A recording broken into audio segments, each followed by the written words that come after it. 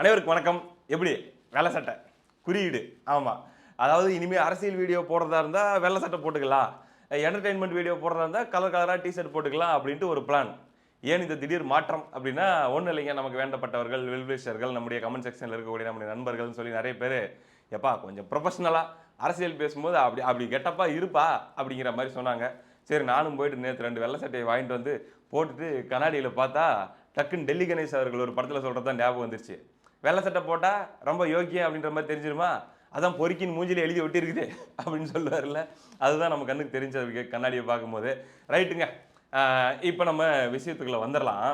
முதல்ல ஒரு மிகப்பெரிய அரசியல் ராஜதந்திரியை பற்றி பேச போகிறோம். அரசியல் ஞானி ஐயா ஓ பன்னீர்செல்வம் அவர்கள். என்னப்பா சொல்ற, என்ன சொல்ற, எப்ப இருந்து இது என்னடா புது பொருளி அப்படிங்கிறீங்களா? பொருளிலாம் கிடையாது, இதுதான் நிஜம். இந்த இது படத்துல சிவாஜி படத்துல ரஜினி வந்து இவங்க வீட்டுக்கு போகாம சாலமன் பாப்பையா வீட்டுக்கு போய் தீபாவளி கொண்டாடும் போது 2 கலர் துப்பாக்கி எடுத்துன்னு வருவாரு தெரியுமா சாலமன் பாப்பையா. இங்க பாத்தியா விரட்டி விட்டல்ல, இங்க பாரு ஜாலி அப்படின்ட்டு 2 துப்பாக்கி வச்சுக்கிட்டு, அந்த மாதிரி எங்க ஐயா ஓபிஎஸ் அவர்கள் ஜாலி பண்ணிட்டு இருக்கிறாரு. ஏய், வாட்ஸ்அப் குரூப்பு இருக்கிறதே 7 பேர் 8 பேர் அப்படின்னு சொல்லி எல்லாம் கிண்டல் பண்ணிட்டு இருந்தீங்க இல்லையா? வாட்ஸ்அப் குரூப்ல எத்தனை பேர் இருக்கிறாங்கன்றது முக்கியம் இல்லடா, 7 பேர் இருந்தாலும் 7 பேரும் அட்மின்ரா அப்படிங்கிற மாதிரி ஒரு சம்பவத்தை பண்ணியிருக்காரு. அதாவது இப்போ ஒன்றும் இல்லை, ஐயா வந்து ஒரு இயக்கமா அதை வந்து ஃபார்ம் பண்ணி அப்படி ஒரு இயக்கமா போயிட்டு திமுக கூட்டணியில் சேர்ந்துருந்தாருன்னு வச்சுக்கோங்க. என்ன நடந்திருக்கும்? அதிகபட்சம் 2 3 சீட்டு கொடுத்துருப்பாங்களா? 3 சீட்டு கொடுத்து அதுவும் உதயசூரியனில் தான் நிற்க சொல்லியிருப்பாங்க. எங்கால ஒரு மாஸ்டர் பிளானை போட்டார். எப்படி நம்மள இந்த பக்கம் சேர்த்துக்கு போகிறது இல்லை அப்படிங்கிறது தெரிஞ்சு போச்சு. ஆமாம், அப்போ என்ன பண்ணுவோம், ஒரு பிளேயராக இறக்குவோம். அதாவது ஒரே நாளில் போய் எல்லாரும் சேரக்கூடாது, கேப் விட்டு ஒருத்தரையா திமுக அனுப்புவோம்னு சொல்லி அனுப்பிச்சு விட்டாருங்க. அப்படி போனதில் எல்லாருக்கும் சீட்டு, ஒருத்தருக்கும் சீட்டு. பாருங்க, லிஸ்டே நமக்கு வந்திருக்குது, ஒரு உத்தேச பட்டியல். மனோஜ் பாண்டியனுக்கு ஆலங்குளம், மைத்ரேயனுக்கு மயிலாப்பூர், மருது அழகராஜுக்கு திருப்பத்தூர், அன்வர் ராஜாவுக்கு ராமநாதபுரம், சுப்புரத்தினமுக்கு உடுமலை, வைத்தியலிங்கத்துக்கு ஒரத்தநாடு, ராமச்சந்திரனுக்கு குன்னம். இதில் ஒருத்தர் கூட திமுக கிடையாது. ஓபிஎஸ் கூட வெத்து வேட்டா சுற்றிட்டு இருந்தவங்க. வன்மத்தில் இந்த லைனை மட்டும் போட்டாங்க. இவங்கெல்லாம் வந்து ஓபிஎஸ் டீமில் இருந்தவங்க தான். ஒருத்தராக போயிட்டு திமுகவில் ஒரு சீட்டை தூக்கிட்டாங்க பார்த்தியா? அப்போ திமுக காரனுக்கு அப்படின்னு போட்டு அண்ணே அந்த செவ்வாழை பழம் என்ன விலைண்ணே அப்படின்னு சொல்லி கீழே போட்டுருக்கிறாங்க. விலையை பற்றி நாங்கள் இன்னைக்கு கவலைப்பட்டிருக்கிறோம், கூட்டம் நடத்தினா கொத்தோடு அத்துக்கிட்டு ஓடிடுவோம், அதான்டா திமுக காரனுக்கு அப்படிங்கிற மாதிரி. அப்போ காலங்காலமாக அந்த தொகுதியில் திமுக வேலை செஞ்சவங்களுக்கு அப்படின்னா அதுதான், உங்களுக்கு தான் இன்பநிதி வாழ்க அப்படின்னு சொல்லி ஒரு கோஷம் இருக்கிறதல்லவா, ஒரு மந்திரம் இருக்கிறதல்லவா, அந்த மந்திரத்தை சொல்லிக்கொண்டே இன்னொரு 5 வருஷத்துக்கு நீங்கள் உங்களுடைய பொழப்பை ஓட்ட வேண்டியது தான் அப்படிங்கிற மாதிரி சொல்கிறாங்க. அப்படி ஒருத்தராக அனுப்பி எல்லாத்துக்கும் சீட்டை தட்டி தூக்கியிருக்காரு மனுஷன். இப்போ அரசியல் ஞானி அப்படின்னு ஒத்துக்கிறீங்களா, ராஜதந்திரின்ட்டு? கடைசியாக தாண்டா வந்தார் விநாயக். இந்த ஐபிஎல் கமெண்ட்ரியில் இவர் சொல்லுவார், இவர் சீக்கா, யார் விநாயகம், எதுக்கு அவன் லேட்டாக வரான் அப்படின்ட்டு. அந்த மாதிரி கடைசியாக போக போகிறார் எங்கால் ஓபிஎஸ். அப்படி போயிட்டு அவரும் ஒரு சீட்டை வாங்கிட்டு உக்காந்தார் அப்படின்னா எப்படி இருக்கு வெயிட்டு? இன்பநிதி வாழ்க மட்டும் இல்லை, ஐயா ஓபிஎஸ் வாழ்க அப்படின்னு கூவணும். உடன்பிறப்புகள் ப்ரிப்பேர் ஆகிக்கங்க. ஆமாம், இது ஒரு நல்ல செய்தி அவங்களுக்கு. ஃபுல்லாக நம்பாளுக்கு தான், என்டிஏலேருந்து பாஜகலேருந்து ஃபுல்லாக உள்ள ஸ்லீப்பர் செல்களாக இறக்கி விட்டுருக்காங்க. ஐயா ஸ்டாலின் மண்டையை எப்படியே கைவிட்டாங்க போல இருக்குது கூட இருக்கிறவங்க. சரியான பீஸுங்க, மொரட்டு பீஸு, சரியான ப்ராடக்ட்டு. சீட்டு கொடுத்தா மனுஷன் ஜெயிச்சு கொடுத்துருவாப்பில அப்படின்ட்டு ஒவ்வொருத்தருக்கும் சர்டிஃபிகேட்டை கொடுத்து எல்லாருக்கும் சீட்டை வாங்கி கொடுத்தாச்சு. ரைட்டு. அடுத்ததாக என்ன விஷயம் அப்படின்னா, அந்த விசில் சின்னம் பயங்கர ஹாப்பி. டிவிகே ஃப்ரெண்ட்ஸ் அதெல்லாம் நம்ம நேற்று பேசியிருந்தோம். அதில் என்னென்னா ஒரு விஷயத்தை மட்டும் நான் இந்த இடத்துல சொல்லிக்கொள்ள விரும்புகிறேன். இந்த விசில் சின்னம் என்பது இருமுனை கத்தி மாதிரி, டபுள் எஜ்டு ஸ்வாட். அதாவது அதை அளவாக பயன்படுத்தினா பாசிட்டிவாக போகும், அளவுக்கு அதிகமாக பயன்படுத்தினா பேக் ஃபயராக போயிடும். என்னன்னா, இதுக்கு ஆல்ரெடி நேரம் திமுக செட்டப் பண்ண ஆரம்பிச்சிருப்பாங்க ஆட்களை.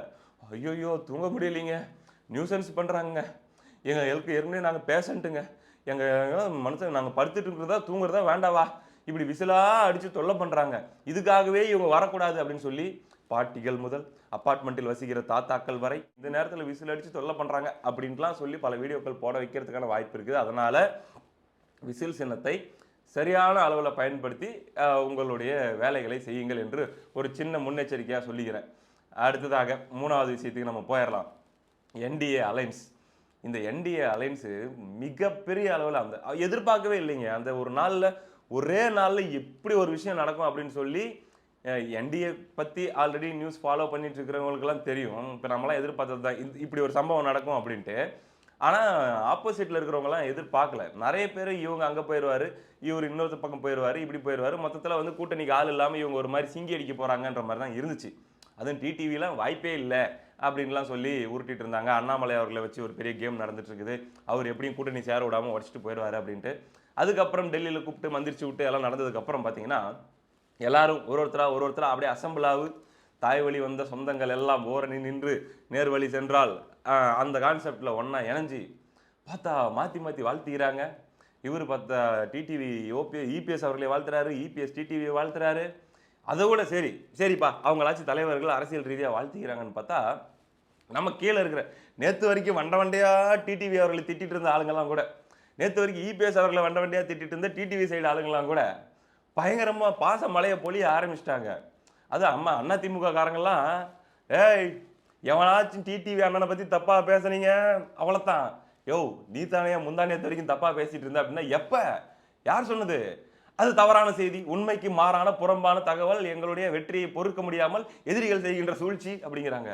அப்போ டிடிவி அண்ணனை பற்றி எவனா தப்பாக பேசுனீங்கன்னா வெட்டி எந்திரா அப்படிங்கிற அளவுக்கு அதிமுக காரங்களும் பர்ஃபார்மன்ஸ் பண்ண ஆரம்பிச்சிருக்கிறாங்க. அப்படி எல்லாம் ஒரு மாதிரி ஒன்றா இணைஞ்சு இந்த தீய சக்தி திமுகவை வீழ்த்தியே தீர்வோம், ஆமாம் எல்லாம் அம்மா வழி சொந்தங்கள்ப்பா அப்படின்ற மாதிரி எம்ஜிஆர் பாட்டை பாடிக்கிட்டே ஒன்றா போயிட்டாங்க. இதை எதிர்பார்க்கலையடா அப்படின்னு சொல்லி திமுக உண்மையிலேயே ஒரு மாதிரி கம்ப்ளீட்லி அவங்க ஒரு உறைந்து போன ஒரு நிலையில் அந்த சம்பவத்துக்கு அப்புறம் அந்த கூட்டணிகள் எல்லாம் ஒன்றா சேர்ந்து திடீர்னு பார்த்தா பர்செப்ஷனில் அப்படியே வெயிட்டாக பலமாக தெரியுறாங்க. அப்படிங்கிறது ஒரு மாதிரி திமுகவை நிலைக்குலை செய்திருக்கிறது. என்ன பண்ணியிருக்காங்கன்னா, இப்போ தான் வருது முக்கியமான பாயிண்ட்டு, எல்லாம் நடந்துச்சு, ஏன் தேமுதிக வரல, தேமுதிக அவர்கள் பியூஷ் கோயலோடு ஏன் சந்திப்பு, பிரேமலதா அவர்கள் சந்திப்பு அந்த மாதிரி எதுவும் நடந்த மாதிரி தெரியல. இப்போ பேனர் பெருசாக வச்சுருக்காங்க. இன்றைக்கி நடக்க போகிற அந்த பொதுக்கூட்டத்துக்கு மதுராந்தகத்தில் நடக்கும் போது மோடி அவர்கள், இபிஎஸ் அவர்கள் மற்றும் பிற கூட்டணி கட்சி தலைவர்கள் எல்லாம் கலந்துக்கிட்டு கலக்க போகிறாங்க இல்லையா. அதில் ஏன் வந்து பிரேமலதா அவர்களுடைய படம் இல்லை அப்படின்னா, அதுக்கு என்ன காரணம் சொல்கிறாங்கன்னா, ஏற்கனவே ஆஃபர் பண்ணியிருந்த நம்பர் ஆஃப் சீட்ஸ் ஒன்று இருக்குது இங்கே என்டிஏ அண்டு ஏடிஎம்கே அலையன்ஸில் தேமுதிகவுக்கு, ப்ளஸ் ஒரு ராஜ்யசபா. ஆனாலும் அவங்க இன்னும் அதிகமாக எதிர்பார்க்குறாங்க. அவங்களுடைய பொட்டன்ஷியல் இவ்வளோ இருக்குது அப்படின்னா அவங்க எதிர்பார்க்கறது அப்படிங்கிறது கொஞ்சம் அப்படி இருக்குது. இதை தேமுதிக தலைமையே வந்து ஒரு மாதிரி ரொம்ப பண்ணுறாங்களே அப்படிங்கிற மாதிரியான ஒரு டயர்ட்னஸ்க்குள்ளே வந்ததுனால கொஞ்சம் சரி ரொம்ப போய் தொங்க வேணாம் அப்படிங்கிற இடத்துல அவங்க இருக்காங்க. இப்போ இந்த அலைன்ஸுங்கிறது இவெல்லாம் ஒன்றா சேர்ந்து அப்படி ஒரு மாதிரி அப்படி பிக்கப் ஆன உடனே திமுகவுக்கு அள்ளு விட்டுருச்சு இல்லையா, உடனடியாக அங்கே ஒரு ஆஃபர் பறந்துருக்குது. அது வரைக்கும் 4லேருந்து 5 சீட்டு தரதாக சொல்லியிருந்துருக்குறாங்க திமுகவுக்கு வந்தால், யாருக்கு, பிரேமலதா அவர்களுக்கு. அது போக அவங்களுக்கு சில பல பிரச்சனைகள்லாம் முடிய வேண்டியது இருக்குது ஃபினான்ஷியலாக, அதெல்லாம் முடிச்சு தர்றது அப்படிங்கிற மாதிரின்னு வச்சுக்கோங்களேன். இது நடந்த உடனே 8 சீட்டு வரைக்கும் போயிருக்கு திமுக. பாவம் திமுக கூட்டணியில் இருக்கிற கட்சிகள்லாம், 8 அங்கேயே 8 கொடுத்துட்டுனா அப்போ இன்னும் எங்களுக்கு தானே குறைப்ப, எங்கள் தட்டுலது தானே பிடிங்கி அங்கே 8 வைப்ப அப்படிங்கிற மாதிரி இவங்களுக்கு பயம். சரி அது ஒரு பக்கம் இருக்கட்டும். இப்போ 8 வரைக்கும் போகலான்னு சொல்லி தேமுதிகவை திமுக தரப்பு வேலு அவர்கள் தானே அவங்களுக்காக பேசிட்டு இருக்கிறதாக சொல்கிறாங்க அப்படின்னும் போது அவங்க அணுகியிருக்கிறாங்க. இப்போது 2 ஆப்ஷன் இருக்குது. 8 சீட்டு திமுக கூட்டணிக்கு போகலாமா, 12+1 ஏடிஎம்கே. ஆனால் அவங்க கிட்ட தான் இன்னும் அதிகமாக அவங்க டிமாண்ட் பண்ணிட்டு இருக்கிறாங்க. அங்கே போகலாமா அப்படிங்கிற ஒரு ஒரு விஷயம் இன்னும் கொஞ்ச நாள் அப்படி தள்ளி பார்க்கலாமா அப்படின்ட்டுலாம் அவங்க பண்ணிட்டு இருக்கிறாங்க. பட் மோஸ்ட் ப்ராபப்ளி இந்த பக்கமே போயிடலாம், ஏடிஎம்கே என்டிஏ சைடே போயிடலான்றதுக்கான வாய்ப்புகள் தான் அதிகம். இதில் என்னன்னா, இன்னும் அந்த ஒரு நம்பிக்கை, ஒருவேளை காங்கிரஸ் திமுக கூட்டணியிலிருந்து வெளியே போய் இந்த பக்கம் அலையன்ஸ் வச்சுட்டாங்க அப்படின்னா, விஜய் கூட அலையன்ஸ் வைக்கிற மாதிரி ஒரு வேளை நடந்துச்சுன்னா, ஏன்னா இங்கே ஒரு சூட்சமும் இருக்குது, எதிரில் வலுவான கூட்டணி அமையாத வரைக்கும் இங்கே பார்கெனிங் பவருங்கிறது ஓரளவுக்கு மீடியமாக தான் இருக்கும் திமுக கூட்டணியில் இருக்கக்கூடிய கூட்டணி கட்சிகளுக்கு. மிச்ச மீதி இருக்கிறவங்க எல்லாம் போய் அந்த பக்கம் சேர்ந்துட்டாங்க, இனிமே நம்ம வெளியே போனோம்னா திமுகவுக்கு உள்ளே வர்றதுக்கு யாரும் இல்லை அப்படிங்கிறது கன்ஃபார்ம் ஆயிடுச்சுன்னு வச்சுக்கோங்க. இதுக்கு முன்னாடி குடைச்சல் கொடுத்துட்டு இருந்தாங்கல்ல, அதை விட இன்ட்டு 100 போட்டுக்கோங்க. ஆமாம், தோல் மேலே ஏறி உக்காந்து ஒவ்வொரு முடியாக பிடுங்கிடுவாங்க வெடுக்குன்னு கூட்டணி கட்சிகள். ஏன்னா நாங்கள் வெளியே போனோம்னா எனக்கு ரீப்ளேஸ்மெண்ட் பிளேயரை உள்ளே எடுக்கிறதுக்கு ஆள் இல்லைப்பா, சப்ஸ்டியூட்டே கிடையாது, எல்லாம் அந்த அன்னைக்கு போயிட்டாங்க அப்படின்னும் போது இன்னும் வச்சு செய்வாங்க. அப்போ இன்னும் தேமுதிக மட்டும் இருக்குது. அப்போ தேமுதிக என்ன பார்க்குறாங்க, காங்கிரஸ் மூவ் ஆகிறாங்களான்னு பார்த்துட்டு இன்னும் பல்காக சீட்டை கேட்டு நம்ம போய் திமுக கூட்டணியில் அந்த ரீப்ளேஸ்மெண்ட் பிளேயரை நம்ம போக முடியுமா, இன்னும் கொஞ்ச நாள் பார்ப்போமா அப்படின்ற மாதிரிலாம் ஸோ அதனால் மட்டும் அவங்களுடைய அந்த டிலே அப்படிங்கிறது நடந்துட்டு இருக்குது. ஆனால் இன்னும் தள்ளி தள்ளி போக போக அவங்களே அவங்களுக்கான ஒரு ஹைப்பை ரொம்ப கிரியேட் பண்ணி அது அளவுக்கு மீறி போகும்போது அட முடியா கண்டுக்காதீங்க அப்படிங்கிற மாதிரி ஒதுக்கப்பட கடைசியில் சீரடா முன்ன சொன்னியே அது மட்டும் கூட வந்துடுறேன் அப்படின்னு சொல்லி வரும்போது முன்ன சொன்னதெல்லாம் அது அப்பயே முடிஞ்சு போச்சு இப்போ இவ்வளோ தான் அப்படிங்கிற மாதிரியான நிலைக்கு போகிறதுக்கும் வாய்ப்பு இருக்குது. எந்த முடிவுகளை சரியாக எடுக்கிறோம் என்பதை விட சரியான நேரத்தில் எடுக்கிறோம் என்பது ரொம்ப முக்கியம். அதை தேமுதிக என்ன பண்ணுவாங்க அப்படிங்கிறத பார்ப்போம். அது ஒன்றும் பிரச்சனை இல்லை.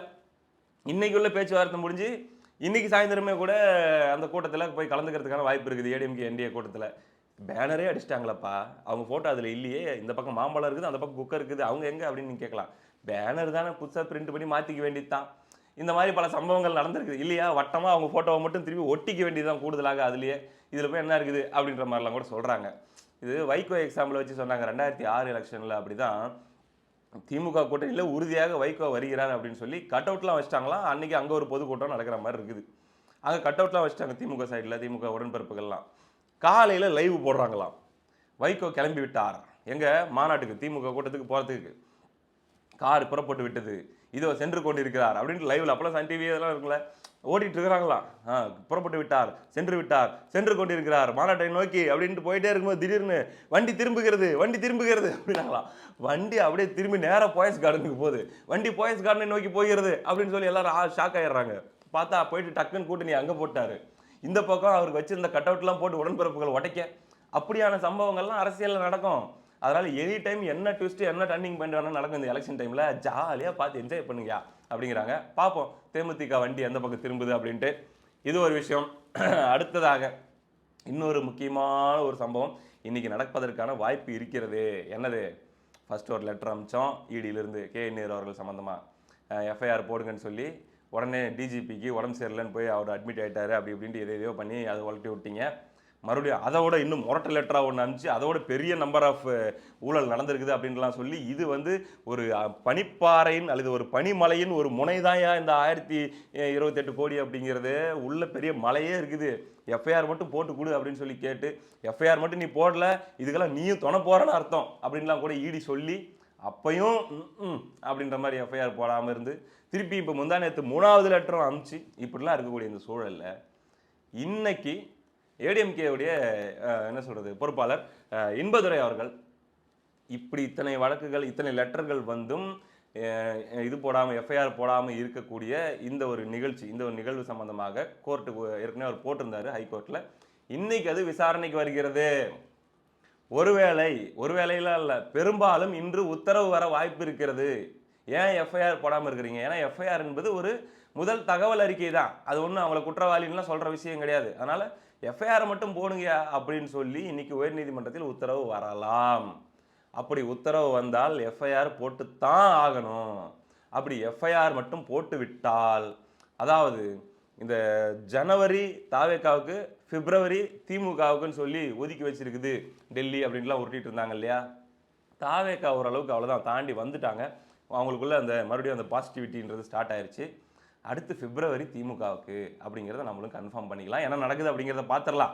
இது நீங்கள் பேசிட்டு இருக்கும்போது இதை நீங்கள் பார்த்துட்டு இருக்கும்போதே கூட அந்த நியூஸ் சம்பந்தமான பிரேக்கிங் நியூஸ் எதனா வந்திருக்கலாம்.